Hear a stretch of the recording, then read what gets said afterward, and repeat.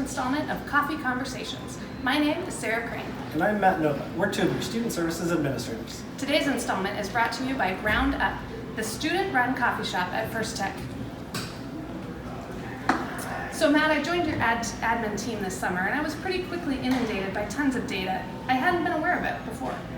That's right, Sarah. We have information at our fingertips that can give us a really interesting look into special education and into our district as a whole. We can see where we have strengths, and we can see where we have areas to grow. You know, one that comes to mind is that over 80% of our HSD students have average or above average IQs. You know, Sarah, I love that data point. It really speaks to the ability of our students to reach the general education curriculum. Yeah, I think sometimes it's hard. You know, you have a class of 30 students with a wide variety of skills, and to really believe that the vast majority of them have the ability to be successful in the core curriculum can be difficult. But what you're saying is that with the right supports, they really do have that ability. You know, that's right, Sarah. I'm reminded of what our Assistant Superintendent, Dale Spitzer, says. Having a student in your class that learns differently is an opportunity to use all of your best teaching strategies. Nice.